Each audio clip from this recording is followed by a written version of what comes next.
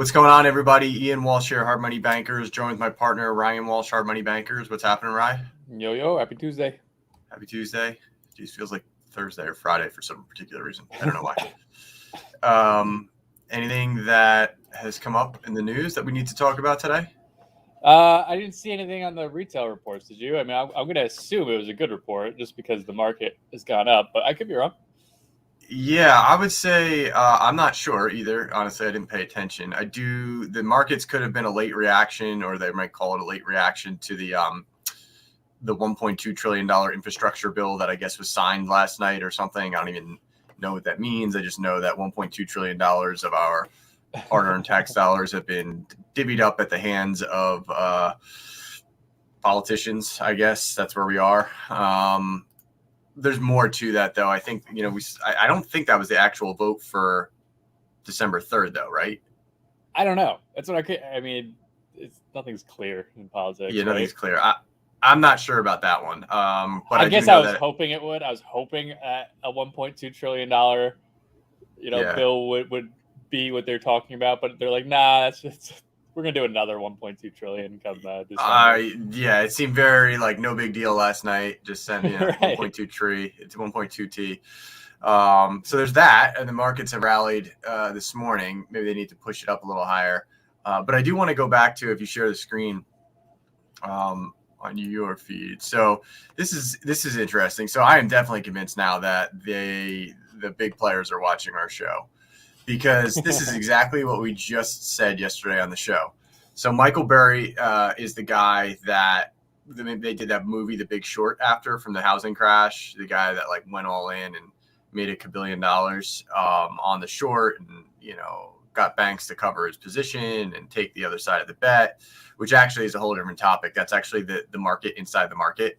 If you watch that show very clearly, it's a guy who's going to put on a bet, and he needs somebody else to know that they're going to take the bet at a certain price before the market ever reaches it. So that's an interesting thing to think about when you're trading the market. So he needed the banks to agree to it. They did. They took the bet.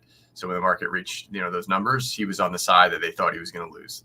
Well, he looked like a genius back then. And as we were talking about yesterday, even the biggest players in the world don't exactly know when the top or bottom of a market is.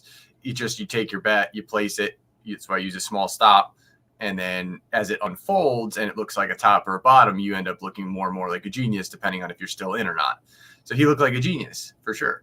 But they're saying here that he nuked all of his short positions, saying yesterday that he must have watched our show. Basically what happened was he watched our show.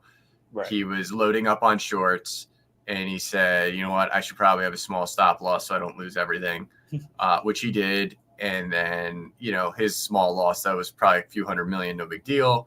And I feel like he owes us a check for maybe like $100 million or something. You're welcome, Michael. Yeah, you're welcome. You're welcome. At the very least, I expect an email. So, So anyways, what's your take on that? Yeah, no, I mean, it's exactly what we were just saying, that, yes, the people who hit the home run, right? They struck out 100 times prior to it. And it also doesn't matter how big or how small you are. You're going to have those stories of all the ones you missed, right? And that's what that points out. And it's the same for any industry, lending. We always hear about the people that are like, I made $200,000 on this one flip, maybe, but what about the 10 others? How'd they do on that, right? That kind of thing. So, but you don't hear about that. Nobody's going to brag about how they made little money or no money or lost money, right? You only read about the hero. History is written by the winners, right? Like that's what it is. But people, especially in the stock markets, get slaughtered. Most people, like 99 out of 100, probably like 999 out of 1,000, that are actively trading or actively making, trying to make those double, triple, quadruple digit returns, get chewed up. So, if you're just like a buy and hold over the past 50 years, you're not really in that category of trader or active trader. So, but this was interesting. So they're also going into what we were talking about yesterday. more of a squeeze on the gas pricing coming into the 6-week cold freeze in Europe. Man, they're really going after Europe. I don't know why they're laying low on us right now, but German regulators suspend Nord Stream 2 approval. So I guess that's some sort of let me see what that means. Natural gas prices. Who's going after Europe? You said they're really going after Europe. What do you mean by that?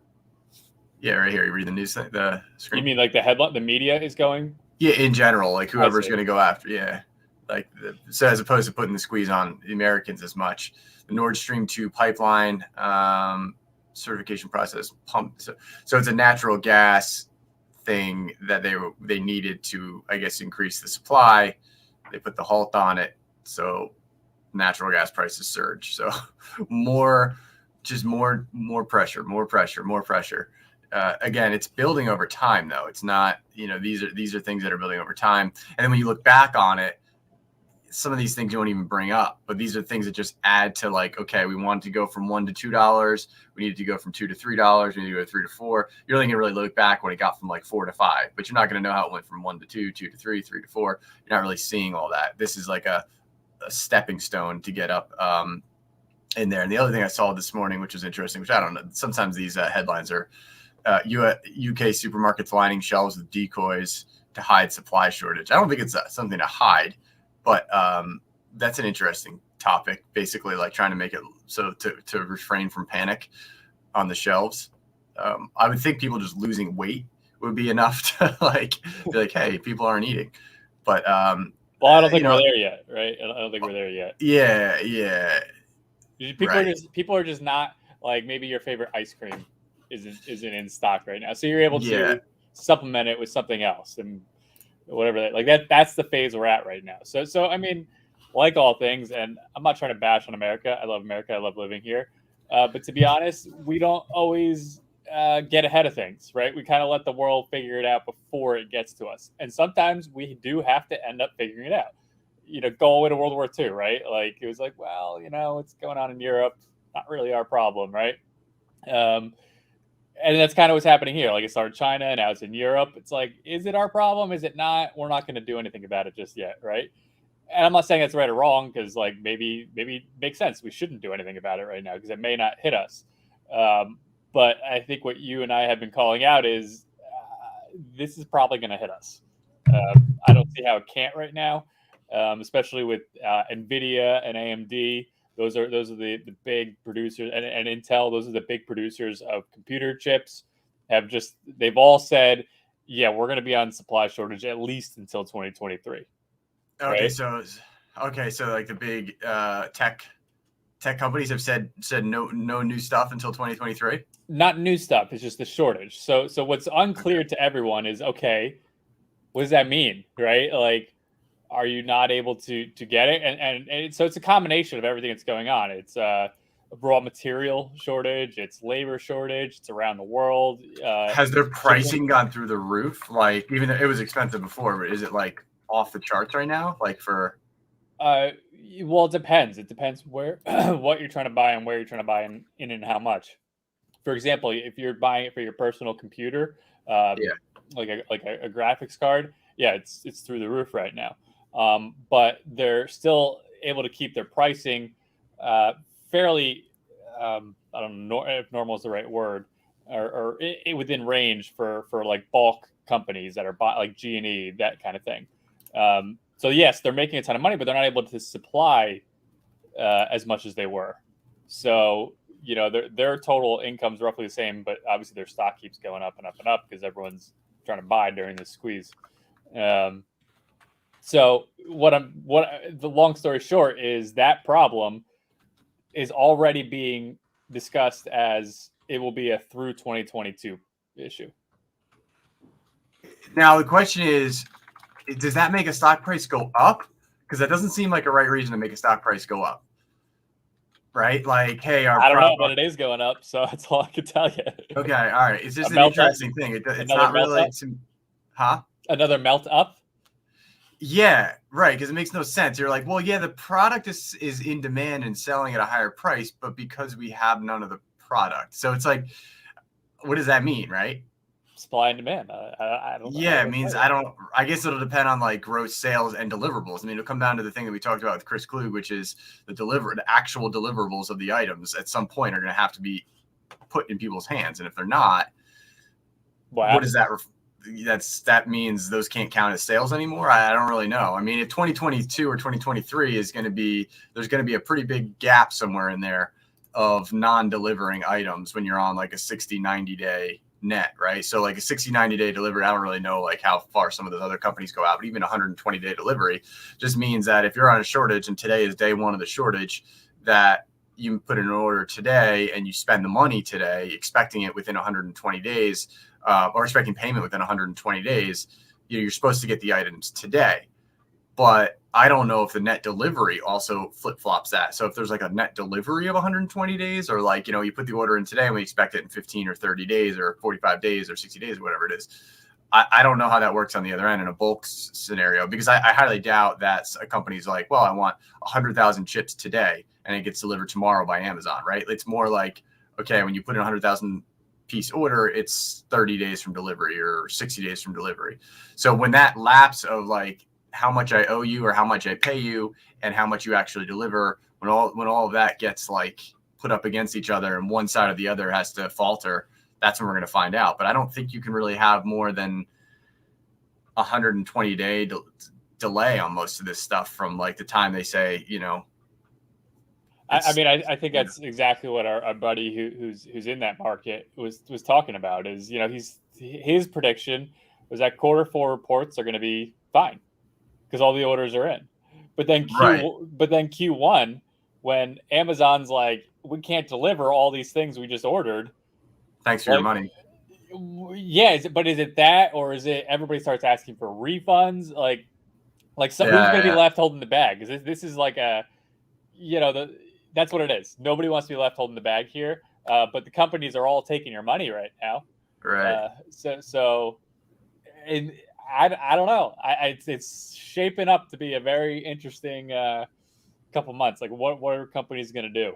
End of the year, new year. Yeah. So your timeline still stands. I thought it was interesting that Michael Burry is watching our show. Hey, Michael. We also have an Aaron watching our show. He's talking about NVIDIA stocks. Mm-hmm. I think he's agreeing with us, saying it could be a continual buildup over anticipation of the effects of the ARM acquisition. I'm not sure what the ARM acquisition is. Sounds like he does, but I do think it's going to be just a buildup. And as you said, we got pressure with the gas going on right now. There's just any topic you talk about right now seems to be very pressure based, right? You're like, it's building up. And are we going to see kettle has to go off at some point? So, and I think Q1 makes sense. Q1. So usually when you have like the typical crashes, dips, pullbacks, all that stuff starts in the main one starts in September, or usually you have one that starts in like August, September traditionally, which we just had. And then you also typically then have one to the early quarter of next year. So the yearly players can get a nice price in at the bottom and then scare everybody down to the bottom, put their placing on, and then let it ride up through like April, June. They go to the Hamptons, come back and do it again in September. So that's really the scale we're looking at. So, I mean, traditional technical analysis suggests also that the January timeline really adds up. Yeah. And just to throw out another thing in there, I mean, these are all the obvious things in my opinion, because I call them obvious because I'm able to see it. And if I'm able to see it, it's probably obvious. So what I'm suspecting is that just how we were saying there's a bunch of storms right now, right? We're not saying whether or not they're hitting and causing destruction, but if something else comes up that we haven't accounted for yet, and I'm not sure what, I literally don't know what that could be, right? Then you see all these things that are pressure filled just pop all over, right? So potentially all these things do add up and do cause an issue, and we'll make a collage video of all of our recordings. Yeah, we need one of our million fans to go through and make that kind of, because man, it's a lot of hours to cut through. But I still think that there's a potential of there's going to be that on like, I don't know, North Korea drops a bomb or something. Some Yeah, you always have the black swan. They call it the black swan event. Yeah, okay, and that's what I think we are currently missing from this formula. But it could be wrong, and the obvious could be so obvious that they're hiding it in plain sight, and just going to move forward with that. So, okay, till tomorrow. Are we watching anything for tomorrow? Any news that we're nothing particularly. Just show up and see what other kind of headlines pop up overnight. Cool. See you tomorrow. All right. See you.